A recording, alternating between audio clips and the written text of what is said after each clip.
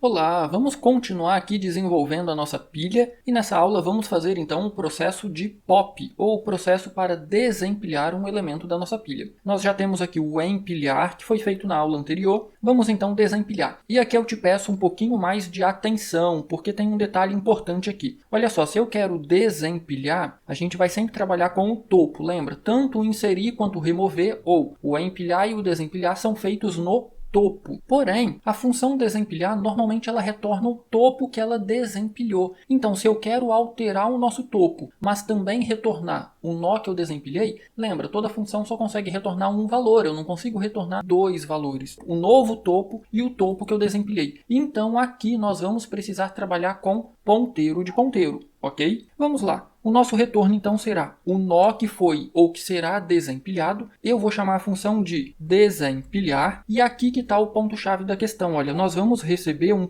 ponteiro de ponteiro para o nosso topo. Porque, olha só, vamos recapitular isso aqui. Eu quero alterar o conteúdo desse topo aqui, certo? O conteúdo desse topo é um endereço de memória, correto? Se eu simplesmente passar o endereço de memória para cá, será feita uma cópia desse endereço de memória. Lembra que lá nas aulas sobre ponteiros eu mencionei que na prática a linguagem C não possui passagem por referência, é sempre passagem por valor. Eu tenho aqui um endereço de memória, quando eu passo o endereço de memória para cá é feita uma cópia. Então o endereço de memória que está aqui ele é copiado para outra região de memória e é essa região de memória que a gente vai alterar aqui dentro, que a gente vai trabalhar. Porém, olha só, se a gente altera o conteúdo dessa região de memória, eu não vou alterar o conteúdo dessa região de memória. O meu topo continua sendo o topo antigo e isso não pode acontecer. Se eu vou alterar o topo aqui dentro da função, essa alteração precisa se refletir aqui na função main também. Como que eu faço isso? Então, a gente passa o endereço dessa variável aqui. E aí, qual o conteúdo dessa variável? É outro endereço. É por isso, então, que a gente tem aqui um ponteiro para ponteiro. Aqui dentro, agora, olha só, eu quero desempilhar. Eu só posso desempilhar se tiver alguém na minha pilha, concorda? Então, a primeira coisa que a gente vai fazer é um teste. Eu quero saber se o conteúdo deste ponteiro é diferente de nulo. Como que a gente faz isso? Olha só, o conteúdo deste ponteiro é diferente de nulo? Nem seria necessário colocar o diferente de nulo. Mas para deixar mais explícito o que a gente está fazendo aqui, eu vou colocar. E aí, vamos aqui para o nosso else, que é mais simples. Se esse teste for falso, significa que topo é nulo. Eu vou colocar aqui um printf, e aí eu vou imprimir a seguinte mensagem: pilha vazia. E não vamos fazer mais nada. Ou, a única coisa que vamos fazer, e aí perceba que eu já estou fora do if else, return, a gente não vai retornar o ponteiro para o nó que foi desempilhado. Se a pilha está vazia, qual é o nó desempilhado? Não existe nó desempilhado, então a gente vai retornar nulo. Sempre que o nosso retorno é do tipo ponteiro, se não tiver ponteiro para retornar, a gente retorna nulo. Aqui dentro agora, olha só, eu preciso desempilhar o topo, eu preciso remover o topo da minha pilha e retornar esse topo, certo? Eu vou criar aqui uma variável do tipo ponteiro para um nó e eu vou chamar essa variável de remover, ou seja, é um nó que eu quero remover. Quem é o nó que eu quero remover? Não é o nó que está no topo? Então eu quero o conteúdo que está no topo. Lembro que eu tenho aqui um ponteiro para ponteiro. Eu recebi aqui o endereço da nossa variável aqui da função main. Qual o conteúdo dessa variável? É outro endereço de memória. É um endereço de memória do nosso primeiro nó. Então é esse conteúdo que eu quero pegar aqui. Lembrando aí da nossa primeira aula de introdução à pilha, o que eu estou fazendo aqui é aquele primeiro passo de criar um ponteiro para o nosso topo da lista. Perceba, eu tenho um ponteiro apontando para o nosso topo. Na sequência, lembra qual que é o passo 2? O meu topo precisa descer, precisa ir para o nó seguinte. Como que a gente faz isso? O conteúdo do nosso topo vai receber... Agora, muita atenção aqui, olha só. Eu tenho várias formas de fazer isso. Eu poderia acessar o próximo pelo topo. Topo, seta, próximo. Mas, para evitar confusão, porque vai ficar muito topo. Topo aqui, topo aqui, topo aqui, então isso pode acabar confundindo. O nosso remover não está apontando para o topo também? Então eu vou utilizar o remover, olha só. Remover, seta, e aí eu quero pegar o próximo dele, olha. Eu não vou remover esse cara que está aqui. Esse cara é um ponteiro. Se eu vou remover ele, o meu novo topo é o próximo. Então, o meu topo, não esqueça do asterisco. Nós temos aqui um ponteiro de ponteiro. Eu quero alterar o conteúdo apontado por esse ponteiro. Qual vai ser o novo conteúdo dele? Remover, seta, próximo. Agora, a única coisa que está faltando é, eu já fiz um ponteiro para o topo, eu já alterei o topo, eu preciso agora retornar esse nosso nó que a gente quer remover. Então, retorne remover. Feito isso, finalizamos o nosso processo pop de desempilhar um nó da nossa pilha. Vamos agora chamar esse processo aqui na nossa função main, empilhar opção opção 2, desempilhar. Só que aí olha só, se aqui eu vou chamar o processo de, a nossa função de desempilhar, essa função retorna um valor, retorna um nó, certo? Então, eu vou criar aqui um outro nó chamado remover, que também será um ponteiro, e aí esse nó vai receber o retorno da nossa função desempilhar. E agora, muita atenção aqui, olha só, a nossa função desempilhar, ela recebe um ponteiro para ponteiro, que é o nosso topo. É essa variável aqui, essa variável que vai ser a nossa pilha. Então, eu não vou mandar topo do jeito que eu mandei em empilhar. Eu vou mandar o endereço de topo, porque lá dentro da função desempilhar, eu quero alterar o conteúdo dessa variável aqui. Ok? Porém, olha só, eu estou recebendo aqui um nó que foi removido. A primeira coisa que a gente vai fazer é verificar se remover é diferente de nulo. Se ele for diferente de nulo, significa que tinha algum nó e esse nó foi removido. Vamos colocar aqui o nosso else, vou colocar aqui um printf e aí eu vou imprimir a seguinte mensagem: sem nó a remover, ponto e vírgula.